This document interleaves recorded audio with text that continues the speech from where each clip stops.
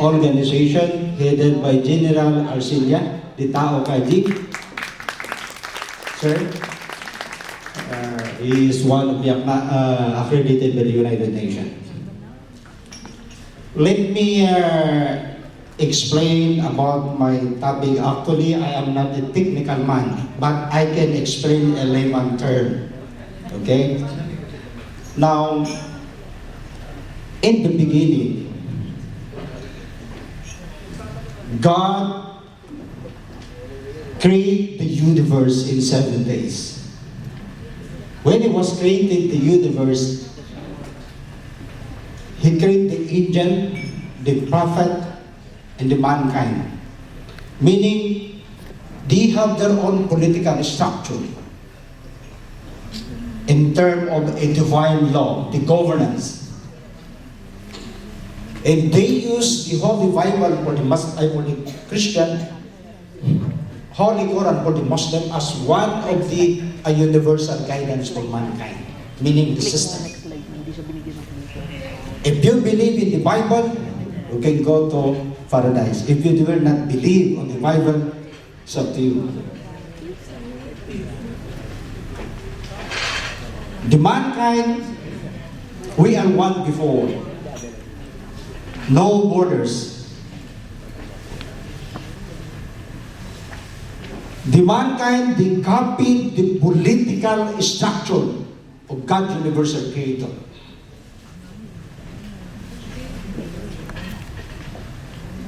They established a different sector of the form of government. Number one, when it was divided, we have so-called the social form of government, democratic form of government, parliamentary form of government, and social form of government, socialism. All those forms of government, there is so-called a deregulatory system. Next slide. And the God Almighty, they have their own currency, which is gold and silver, that was used before. And the man-made law, which is the government today, they create the so-called fiat currency. This is government money. Fiat currency, government money there is a deregulatory. Meaning, when the country transfer any individual or transfer funds from outside the country, they need a third party, a trusted third party.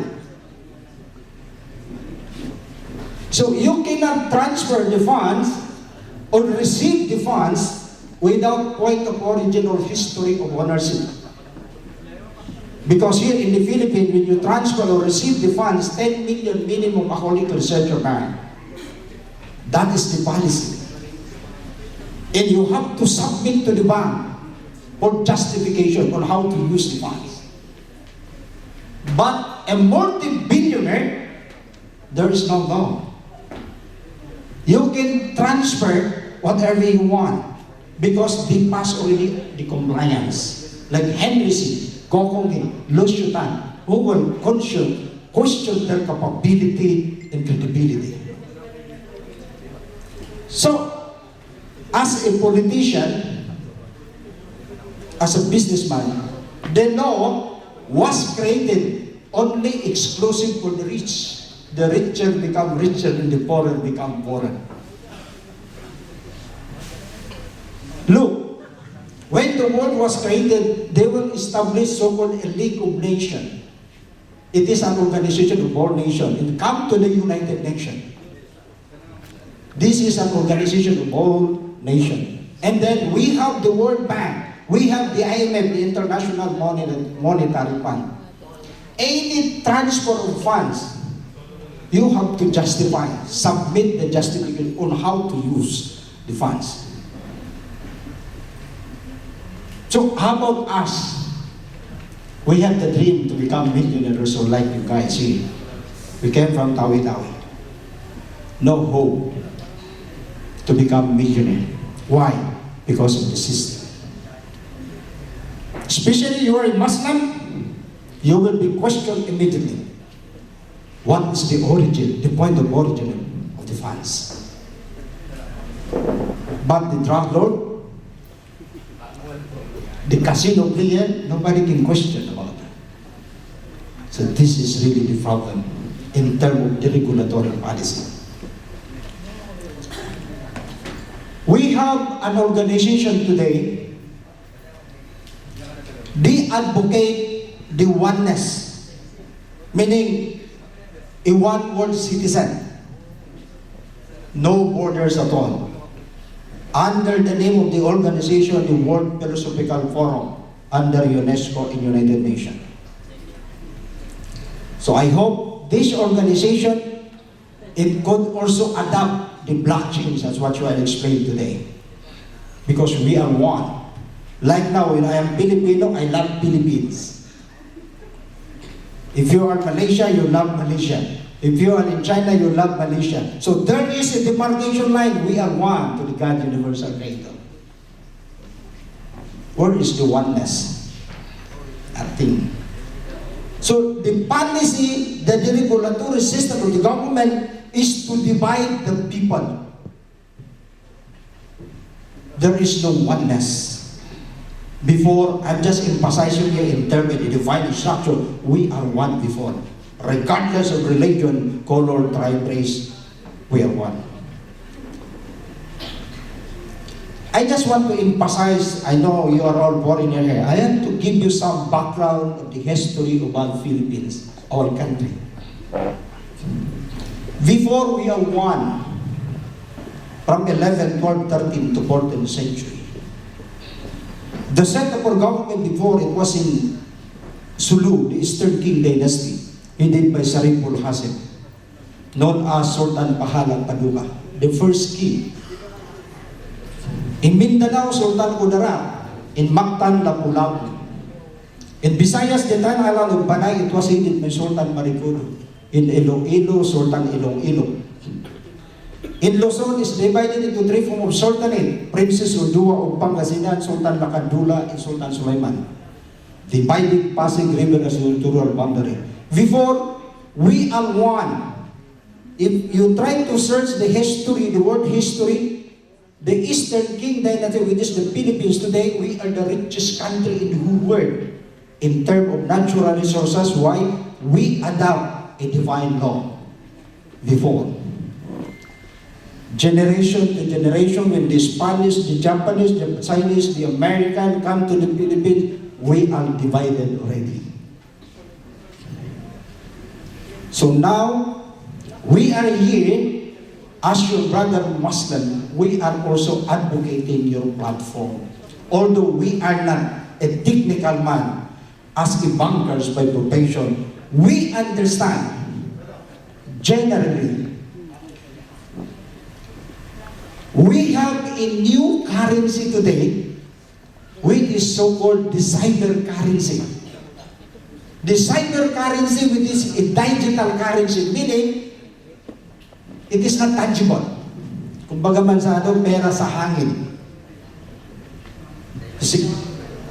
You have to understand, digital currency or cryptocurrency or Bitcoin and any other cryptocurrency, it is not a blockchain.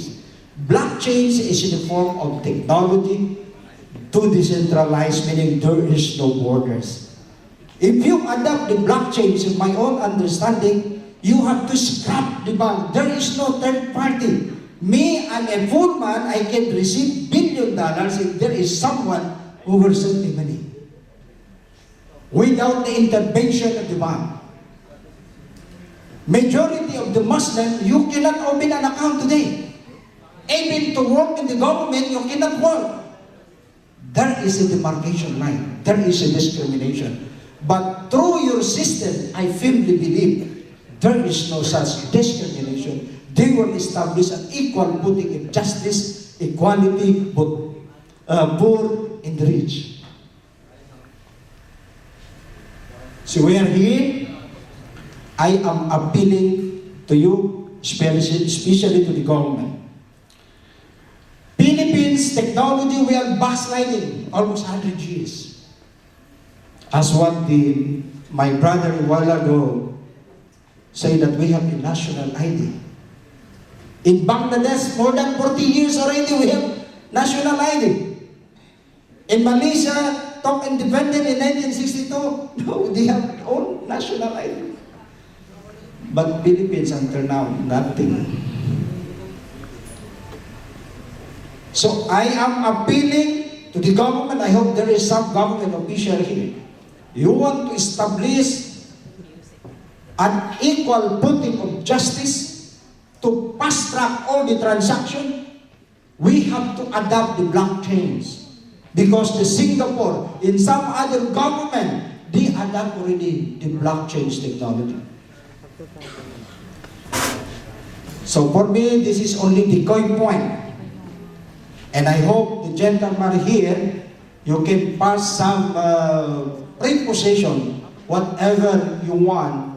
We can be your tools to the national government. We will use that one. Might be our president today, they will agree on the platform that you have.